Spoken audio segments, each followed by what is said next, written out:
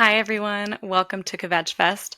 I'm Jen. And I'm Debbie. Today, we're going to talk about whether or not we both feel more culturally or spiritually Jewish. This is a topic that comes up a lot in Jewish communities, I think, especially from Gentiles. No, I'm kidding. Especially from people who are not Jewish, thinking that Judaism is just a religion, but it's actually also an ethnicity and it's a culture as well.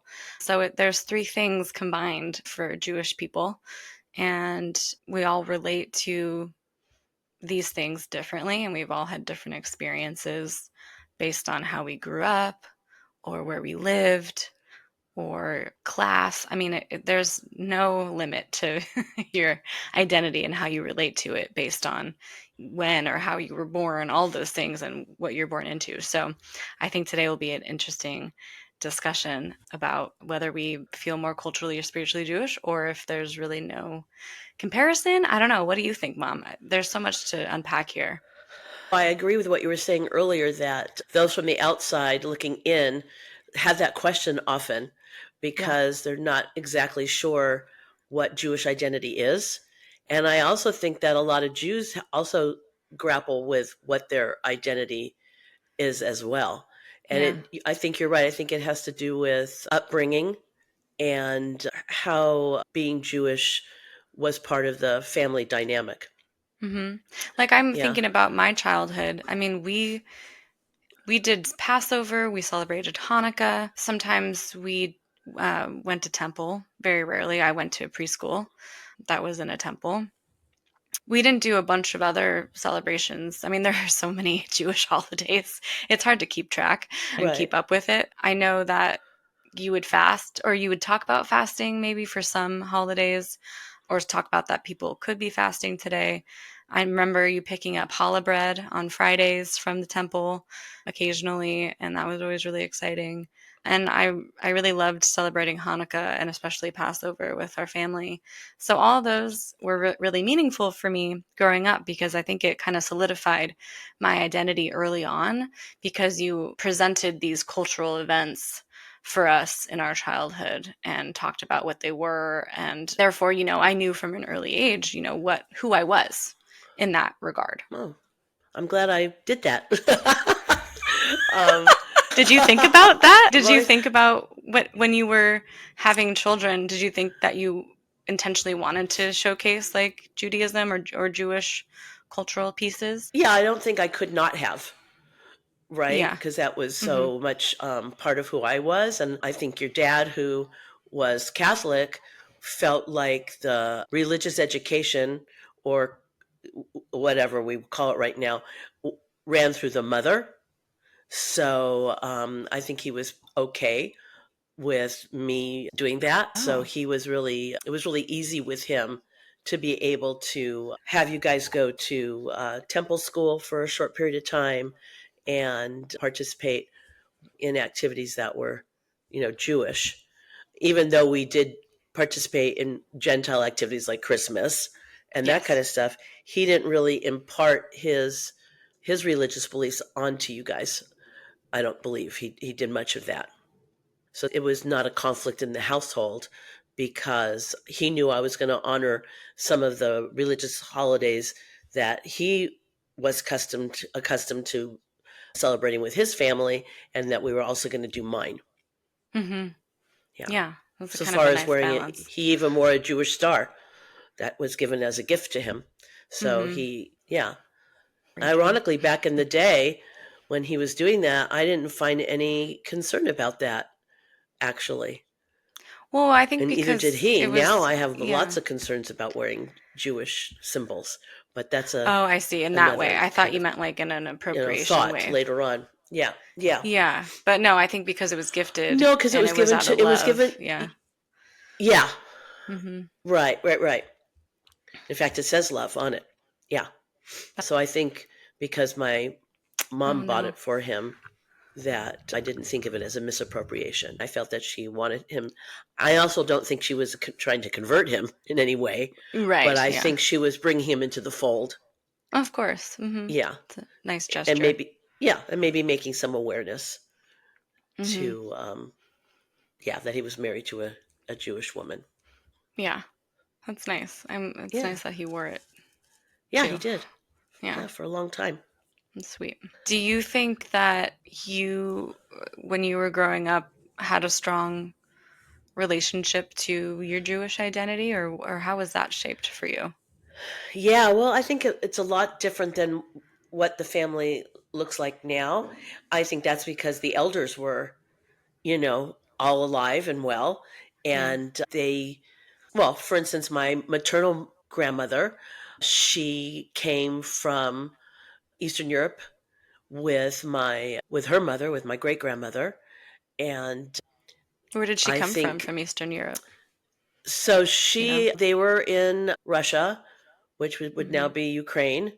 and they fled here, but by way of France.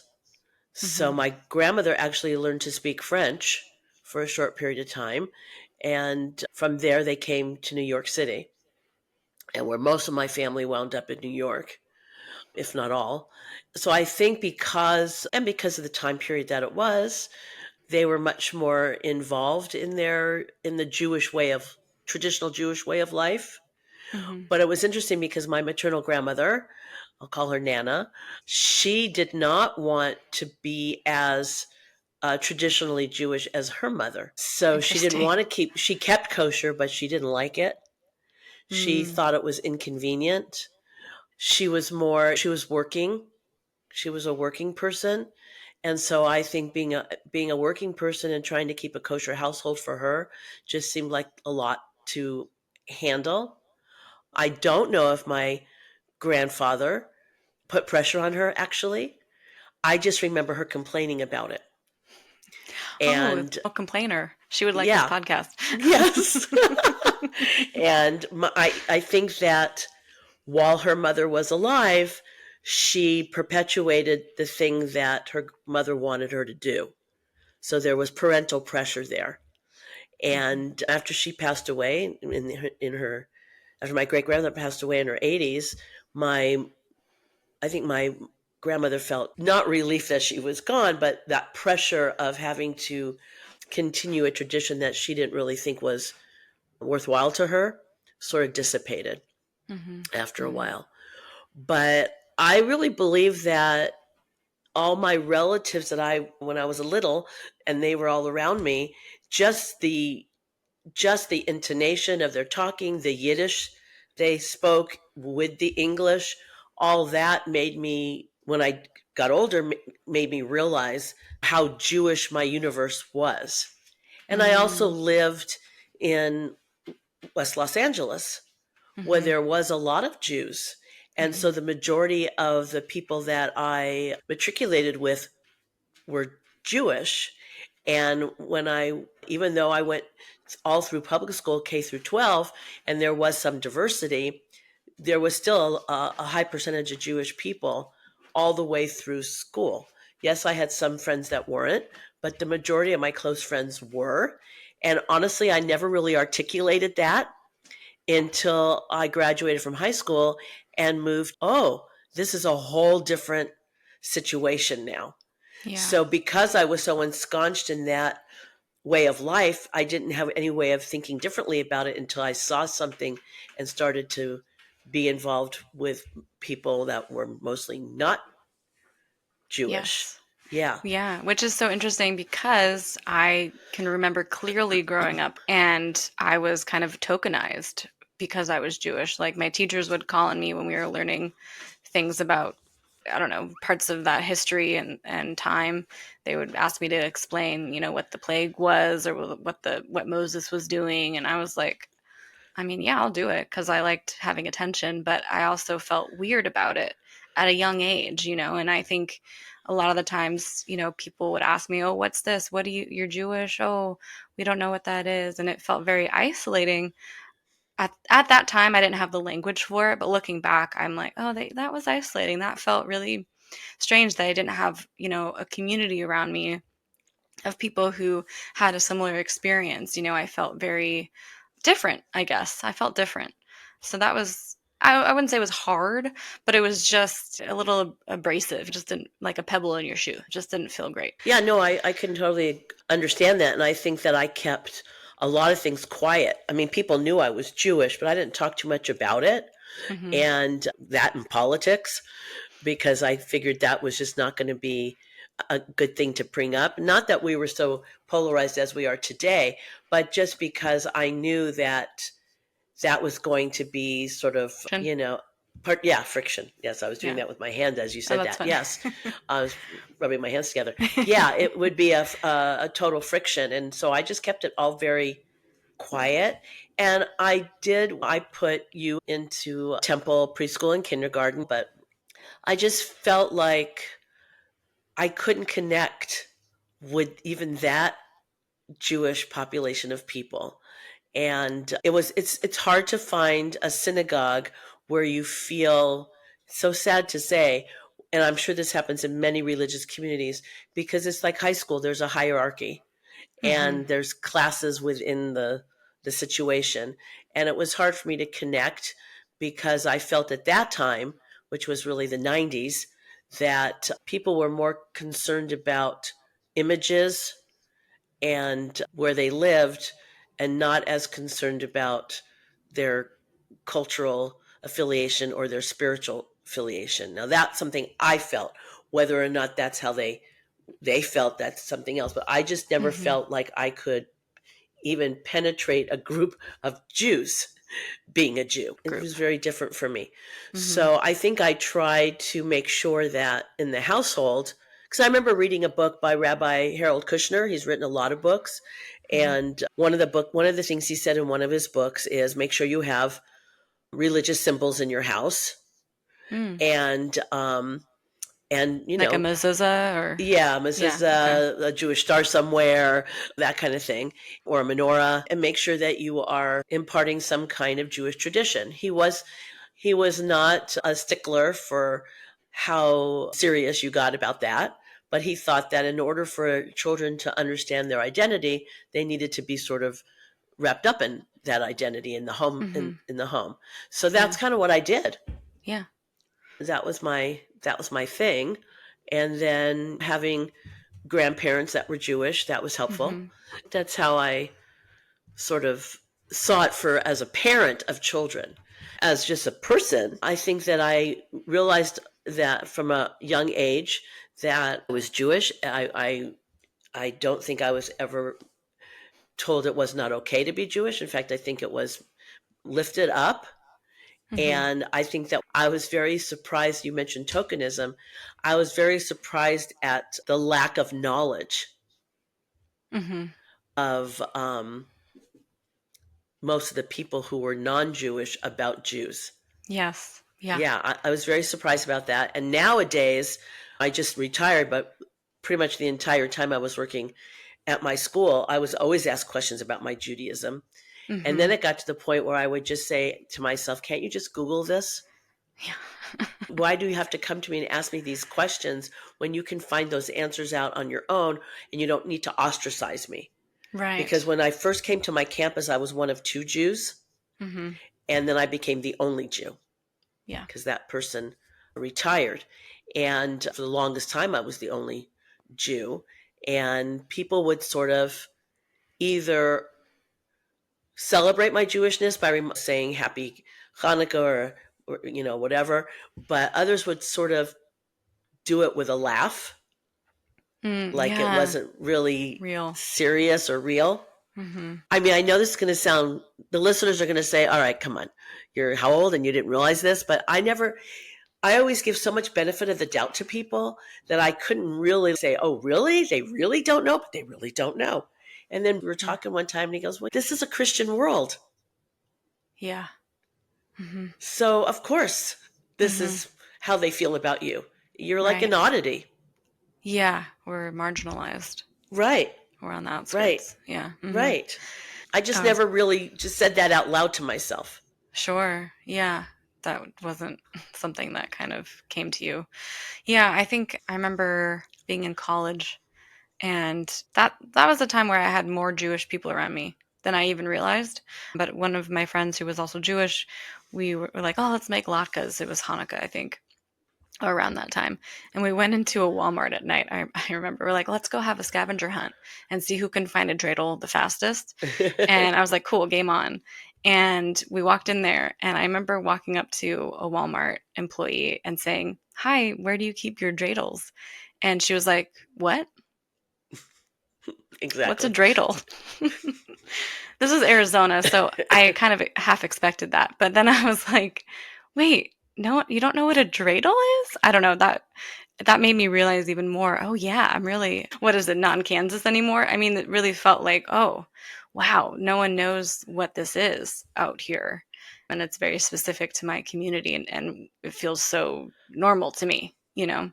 Right. Uh, It's unfortunate because we never have to ask Christians about their holidays mhm. because they're everywhere all the time, Oh yeah. Well, right? I remember talking to a coworker of mine saying how I wish we had more holidays that were Jewish based at work, that we could have time off, because we get time off for Christmas, we get time off for all these Christian holidays. And but what about Hanukkah? Like we don't, that's not programmed into the calendar year, because even though it's funny how Christmas and things like that are like considered secular for companies. But Jewish stuff, it's like, oh, you have to use your own PTO. You have to use your sick time. Oh, you didn't accrue enough? Guess you got to work. Although I think that nowadays, if you said you're just going to celebrate the high holidays, they have to let you off to do that. Is that right? Because and I know there are some school districts that are pervasively Jewish that build those into their school calendars Yeah. because the kids are going to leave anyway. Their Right. parents are going to pull them out of school anyway. Mm-hmm. So they accommodate that. I think that if you're a curious person, you find out about everybody else as well as yourself. But Yes. when it feels like most of the universe, and I know there are exceptions, are non Jewish and mostly Christian, then they don't have to do that any work because it's all catered Mm-hmm. to them, Yeah. Mm-hmm. right? Yeah, it Yeah. is. So that's why it becomes very isolating, as you said, when somebody comes up to you and asks you about Hanukkah. Mm-hmm. You're like, really? I mean, Yeah. come on. Yeah. And I think they think that they are pulling you in. Like, Mm-hmm. we want to know about you. You should feel like you belong. And I want to feel that way. But most of the time, it's more like, really? Yeah. You've been on Yeah. this earth how long? Right.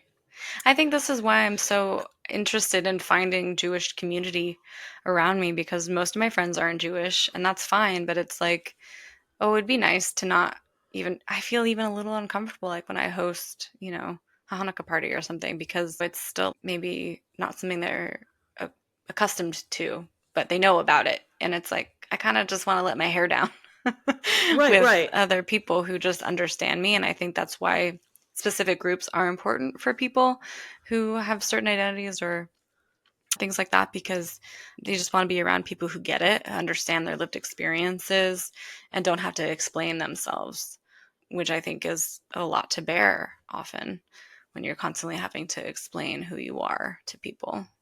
Yeah, no, I agree with that. But I also think that on the flip side of that, it's super good for us to be exposed to so many different ways of life and traditions Yes, so that we become less the other and we absolutely. become more understanding of each other and realize that what seems foreign isn't as foreign as you think it is. And I know Right. I have to do that for myself a lot.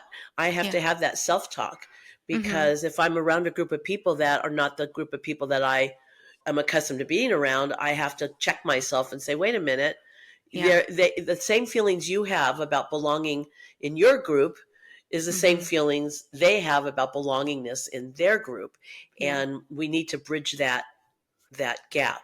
But Mm-hmm. certainly we all go to our corners for familiarity. Mm-hmm. You know, Mm-hmm. Yeah, that's a we human right experience, I think. it Yeah. right exactly.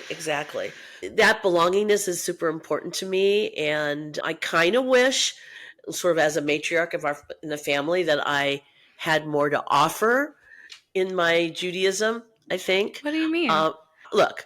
I married a non-Jewish person the first time around, Hmm. and I did my best to impart some Judaic feeling, whether that was cultural or spiritual.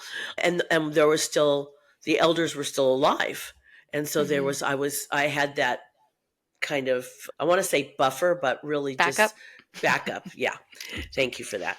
Hmm. But then when they go away, and people don't participate as much, then it sort of starts to dilute.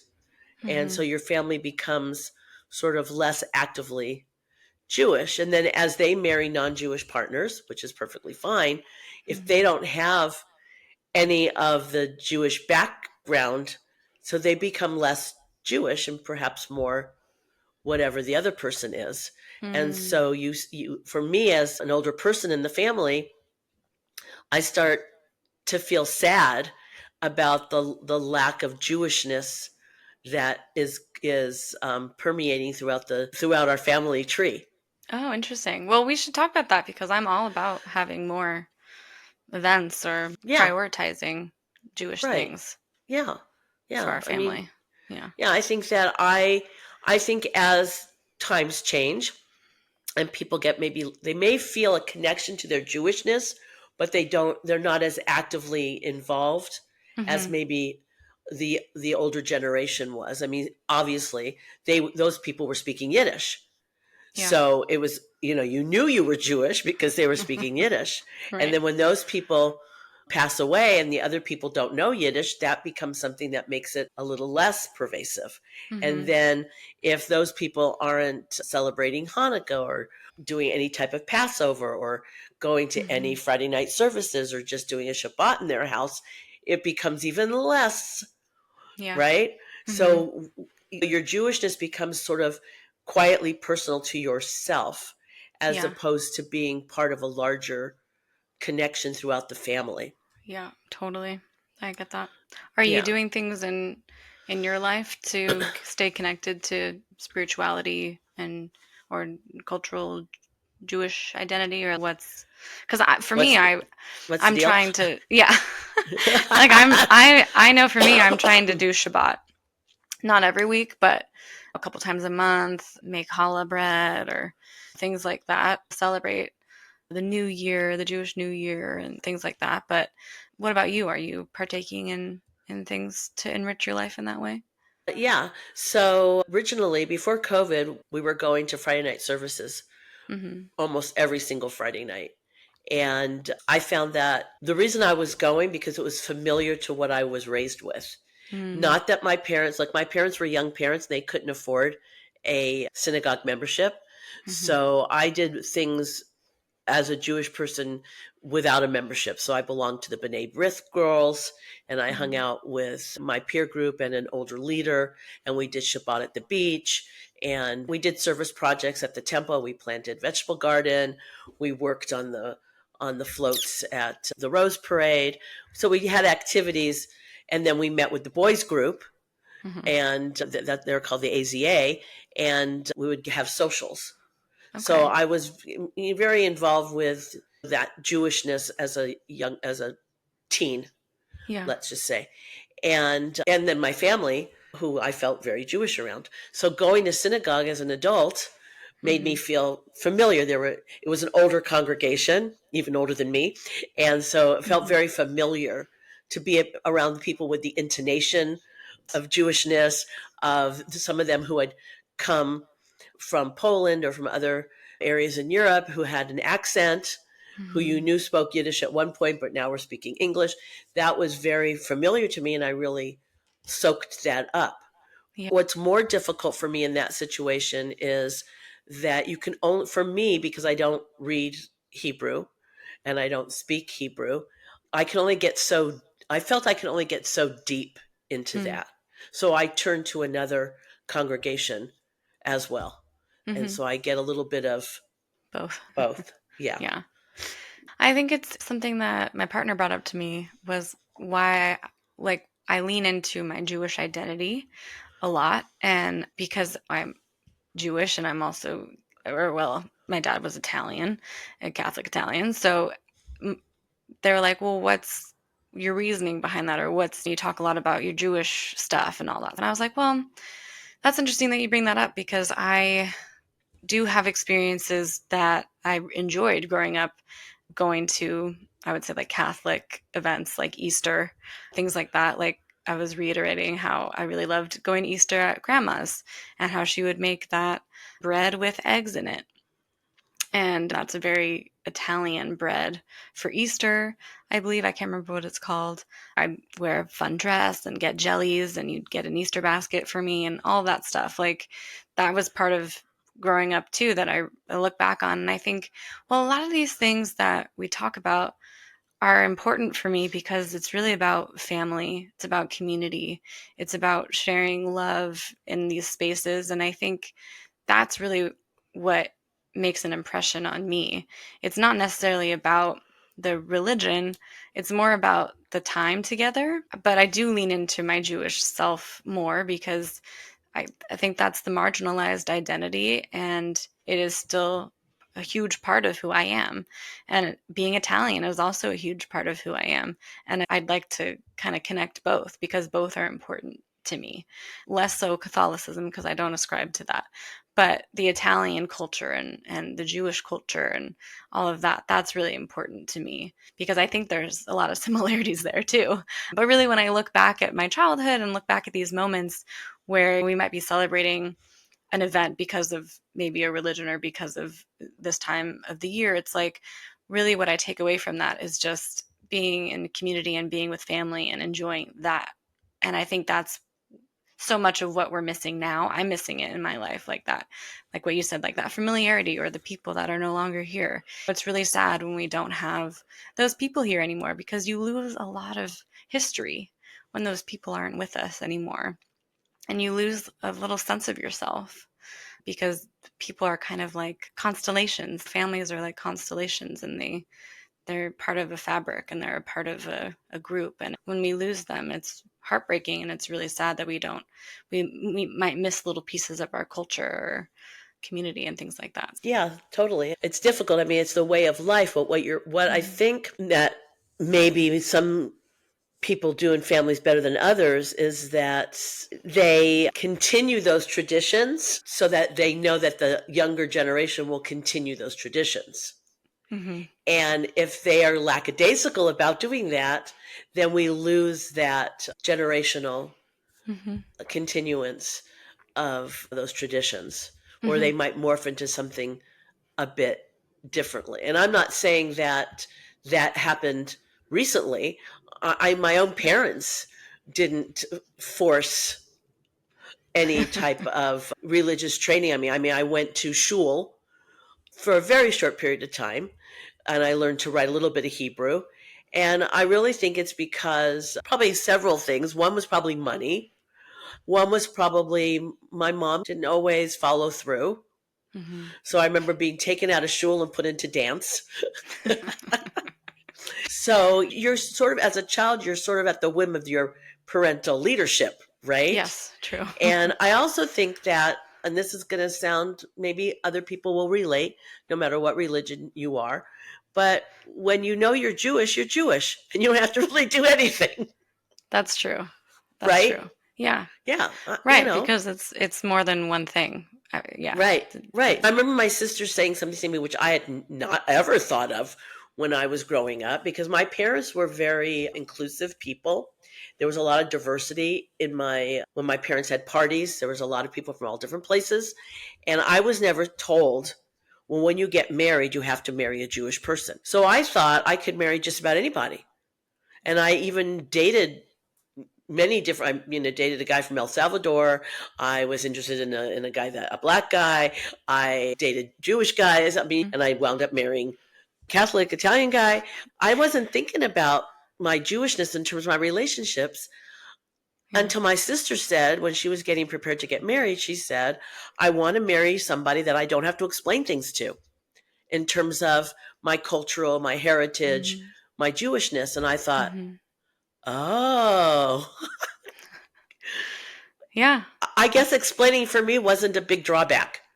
Right. Like, I Sure. was willing to do that. Yeah. Yeah. It was okay with you. Right? Yeah. Yeah. Mm-hmm. Yeah. Yeah. So that didn't occur to me until she said it. So Mm-hmm. when I went about thinking about dating, even when I started dating in my 50s, wow, that was Mm-hmm. a big time between things, I didn't seek somebody Jewish even then, even knowing what my sister said. I Right. just was dating people. Yeah. And Not as then, important to you. So. right. And then all of a sudden, I decided one night I should just go on JDate. Why am I not going on a Jewish dating site? And that's how I met my husband. But then now understanding that it is a huge convenience when Mm-hmm. your partner understands your lingo and understands the holidays, even may know more than you do, Right. right? And Mm-hmm. so that is a convenience that I never really, I know I'm saying convenience, other people might use a different word. I But, get it. yeah, Yeah. yeah, Yeah. I it's get it. helpful. It It's is. It's. helpful. Yeah, I I didn't know. realize It's. that. Yeah, it is. It's. I think it is hard to. I mean, it's lovely to have relationships with people who are different from you. I mean, I think that's beautiful and important.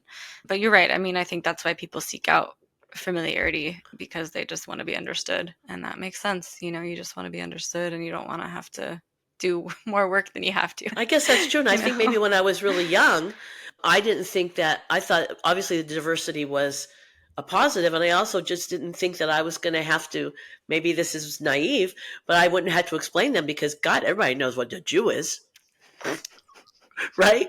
Why would I Yeah, have to but with explain all of that? their own biases attached to it. But, it's so funny because when I was growing up, we never really talked about, I never heard about bias. Now, maybe Yeah. my family talked about anti-Semitism, but they were Hmm. throwing around their own inappropriate words back in those days also. So, Right. Yeah. right. Yeah. It wasn't a great time So, for a lot of people. right. There's been a lot of growth. Well, there's been growth. I don't know how, I won't rate it, but I'll just say there's been growth since then. So I guess I just was sort of focused on the fact that, well, I knew who I was. So what does it matter who the other person is? Yeah. They'll get me. Well, because at the core, we're people, right? I mean, Right. people understand other people, but Right. some people don't understand. I mean, No, I mean, socializing is hard for some folks. it is hard. I mean, I think I Or mentioned, empathizing, I guess. Empathizing is what I meant to say. right. Yeah. Yeah, I don't know if I mentioned this on one of our podcasts or just outside of that, but I was gobsmacked when I heard Smokey Robinson, global talent, Hmm. not know what Hanukkah was. Yeah. I saw that on Instagram and I thought, are you effing kidding me right now? I mean, you've been all over the world, bud. Yeah. Yeah. Why don't you know this? Right. Hmm. Right? So Hmm. that really bugged me, Sure. I have to Sure. say. Maybe what didn't bug me so much that it was necessarily Hanukkah. It just bugged me that this is a guy who should know a lot of things or have been. He's had the ability to be exposed to so much more than most of us are. That you would Sure. think something would have finally got in Yeah. It feels like there's no excuse to not know to if not you've know. had Right, experiences otherwise. right. Yeah. And maybe that's not just a Jewish bias for me. It just might be a intellectual bias for me. Oh, yeah. I guess that's true, huh? Yeah, Yeah. Judging. We yeah, judge over here. Yeah, I do. I admit it. yeah. Yeah. I mean, I think I it's try hard to to get. judge nicely. Yeah, I mean, I think it's hard to get out of that judgment because you need judgment in order to make good decisions. You just have to place Yeah. your judgments in the right situations, Yes. I Yeah. guess. I But heard somewhere that the first judgment you have internally is what society has told you is true, and then your second judgment is what you actually think. So I think a lot of oh, people grapple with, yeah, feeling like a bad person if they're judging others. right. But it's like, well, as long as you move through that judgment into empathy or just moving on with your own life, then yeah. Yeah, no, I that's think, okay. So you asked yeah. me earlier about spiritual as Yeah. opposed to cultural. Hmm. For me, it's always been a dilemma. So when I was younger, I was a kid who did what I was supposed to do. They told me what to do, I did it. I Yeah. didn't You're a act rule up. follower. I was a big rule follower, but that's why I became a teacher. I'm still a rule follower, but I see the gray areas. But I Yeah. also think that people have to start with the foundation of the rule, Yeah. know the rule, and then Then you maybe can break it. No. break it if it doesn't, or morph it or flex it if it doesn't quite fit the situation. But as long as it's not, I always say as long as it's not harmful, but anywhere illegal. Right, right. I was a big rules follower. So Mhm. look, we live in a society where God is pervasive, right? So I believed in God. I didn't At a even young age, yeah. question that. Oh. Everybody said we believe in God. I believe in God. Or God came up in everything, even when it was a profanity. So there Oh. must be a God because they keep using this word, right? Oh, fascinating. So I never thought twice about not believing in God. And I Uh-huh. remember when I was probably about 8, we were at my great grandmother's house in Fairfax, and my mother said, "God damn it!" And I said, "Mom, you you can't say that." And she looked at me like I was nuts. Like, what are you talking about? And I don't think she realized that nobody ever told me there was an option not to believe in God, right? Yeah, uh-huh. And to this day, I don't know if my mom believed in God. Hmm. I don't remember ever actually asking her full out. Yeah. I know that when she got ill and she was in Oregon and she wanted some spiritual guidance, there Mhm. was no rabbi to be found, so she got guidance from a pastor, Mhm. and she was okay with that. Yeah. Yeah. So I don't know if that was God related or just a feeling of security. I don't know why she did that, but Hmm. I just never questioned it. And Yeah. so I went along like that for a very long time until I probably hit my 30s. Oh, wow. And then I Believing in God started, until your yeah, 30s? Okay. yeah. And then I think I started to question the whole God thing. Yeah. And on top of that, I felt nervous about questioning it because let's face, for me, God is superstitious. Mm. There's Mhm. a lot of superstition wrapped around God. So if you Yeah. don't believe in God, what will happen to you? And Right. upon your death, what will happen to you? Mm. So I would make all these like sort of jokes about it, like and when I die, when I get up there and I see God, God will say, "See, I told you." you know, Yes. I I got it. I saw your dilemma the whole time you were on Earth, but now Yeah. you know, Yeah. right? Mhm. So I always think Yeah. of God as a sort of humorous, forgiving God. Yeah. Yeah. Even though my friend who's Irish Catholic said to me one day, "Well, the Old Testament, the God is really mean," and I'm like, "Okay, that's not doesn't speak to me. I don't think of Mhm. if I were to believe in God, I don't think I would think of him as a mean thing." I had an experience in high school where I sat next to a Christian gal, and I think this was someone I had known for a long time, up elementary school up through high school. And she was like, "Oh, why don't you come to my church?" And I remember being like, "Yeah, yeah, that sounds good." And I walking down the stairs after that class, talking with her and saying and thinking to myself, "Gosh, wouldn't it be nice if it was that easy to just believe in something like that and feel really good and taken care of in that way?" And it's just like relaxed. And then I thought, that's not me. I just so You from a can't feel young age, relaxed. I can't feel relaxed, and God can't help me there. I belong Reason. to a Facebook group called Small Space Living, Hmm. and these people are pretty groovy people based on their interiors because they show their interiors, and I'm a Yeah. voyeur, so I love looking at them. But there's a lot of religious symbols, which is fine. But there's also these little proclamations in their houses, like give it all to Hmm. God. I'm Hmm. giving it to God and going to sleep, something like that. And I'm thinking, wow, this is a pervasive attitude, Yeah. and I know. I can't do that you can't do that because you have to have some self responsibility.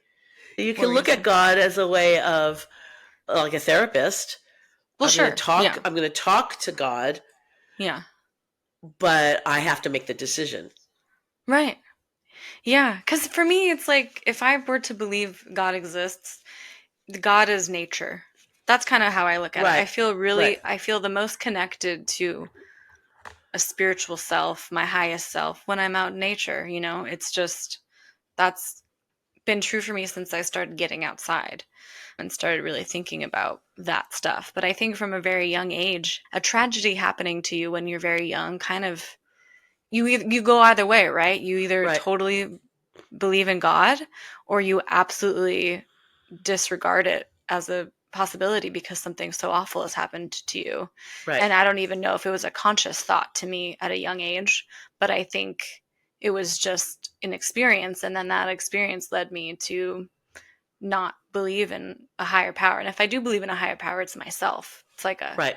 higher power within myself, or there's maybe, or it's like the universe or something like that. Like, not to say that I'm not spiritual, because maybe there is something, but it's not like the God that I think is abundant in our culture and society. One nice thing about, there's many nice things about the Judaic religion is that, and it depends on, there's lots of different, there's conservative, reform, reconstructionist, Orthodox. To me, it's the forgiving God. It's the God within you.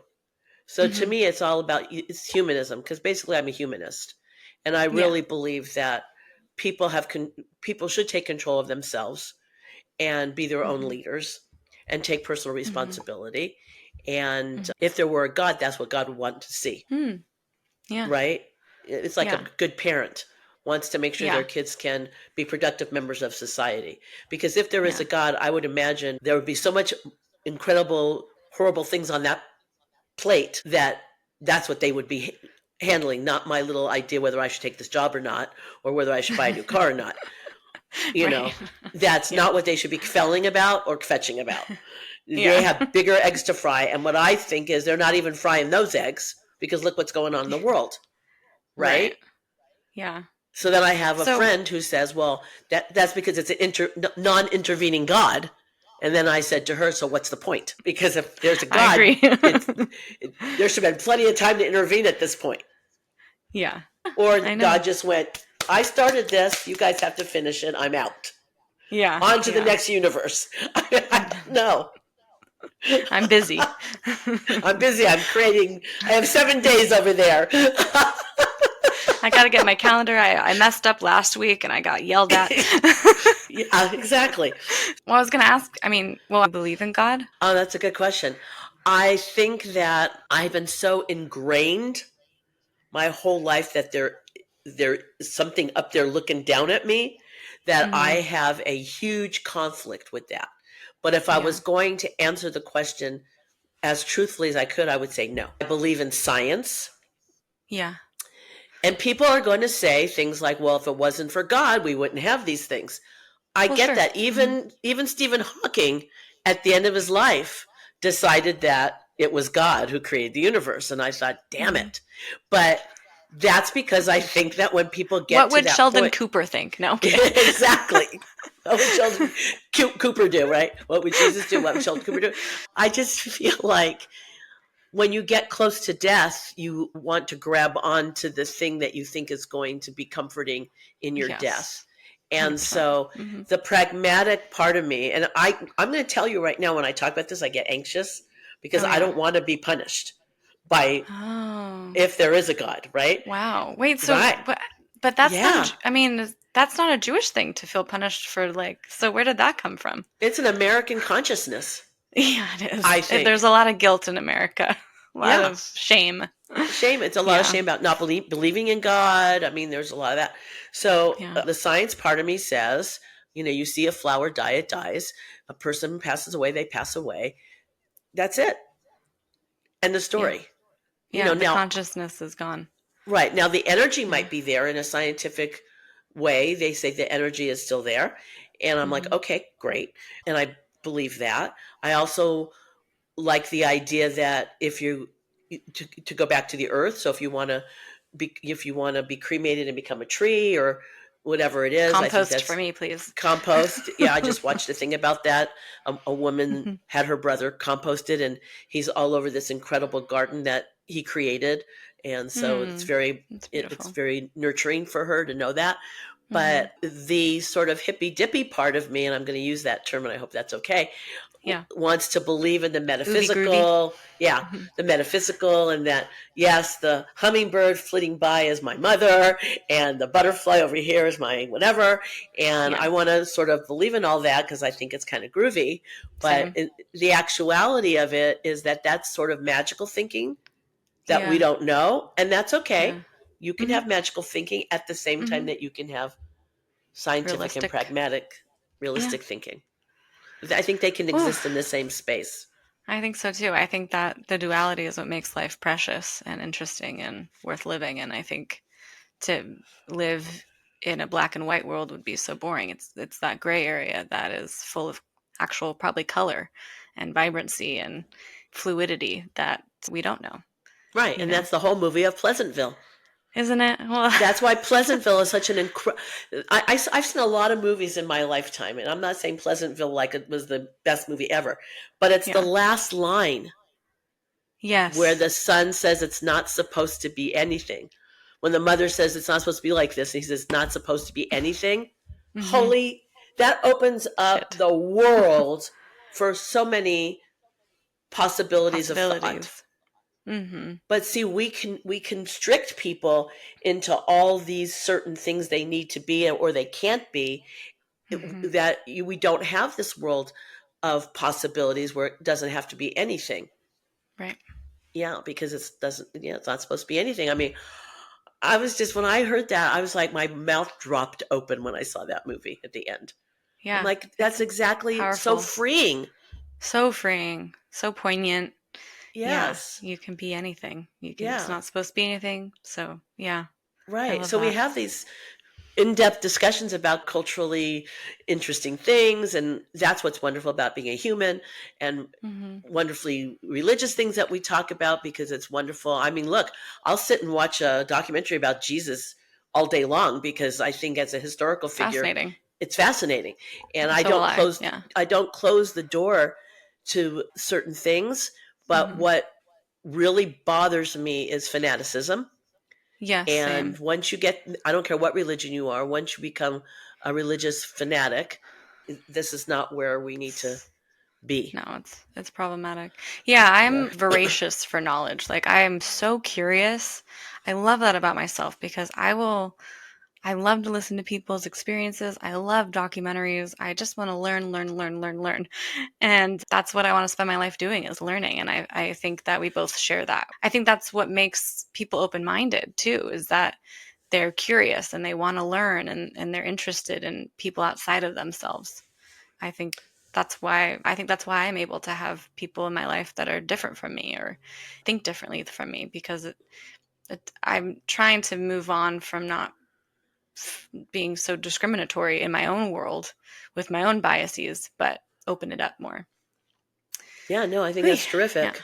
I think yeah. that the one thing I will say about our family before you got here and now is that there is a huge sense of curiosity. And I think about my grandmother, my mom's mom, and she didn't get out a lot because she was very vain and she was afraid of what she looked like and she didn't want to go out into the world looking not her that she came from an environment, Mm, and we can talk about this on another segment because I think it's fascinating what the society does to women as they age, yeah, and or even when they're young, and what they're told they have to look like in their social face and all that. And I yeah, think my grandmother, who was quite a lovely looking woman, even as she got older, when things that made her think she was lovely started to fade, she didn't want to present herself to the world anymore. So she did a mm, lot of things at home, and she talked a hmm, lot on the telephone. Imagine if she was alive for FaceTime, that'd have been amazing. But she was a very curious person, and she was a person who asked a lot of questions. And I think for a person who, I think she was 81 or 2 when she passed away, she was very open minded about all kinds of people to a point. I'm sure I never really got that far into it, but I know she was very yeah, accepting. yeah, And so I think that that's something that's pervasive in our family. mm, And are we perfect? Absolutely not. But I think we're more apt to be on the right side of history. And yeah, that's what makes me happy. And yeah, I think that most Jews are on the right side of hmm, history. hmm, And I'm glad I'm part of that group of Yeah. scholars Mhm. and playwrights and movie makers and Yeah. doctors and Change scientists. makers. Yeah, I think that Yeah. Jews get a bad rap because they do enter careers that are intellectual, and they also enter careers that make money. And there's a bias there, but there's a lot of groups that do that, not just Yeah. Jews. Yeah. But we're And there's a usually reason focused. for that. Right, There's a absolutely. history there that There's people a need to history know. there. I'm glad to be part of that because I want the world to springboard off of these people into betterment. And so Yeah. wherever you come from, or whatever your cultural background is, that's what I would hope that people would do for the world Yeah. as we move on. So that's the good part of being culturally Jewish. Yeah. The spiritual part for me is a little harder, but I do Yeah. the things that I think are traditional that are wrapped up in some spirituality. That's a big conversation. Yes. It's a big topics, big topics. Yes.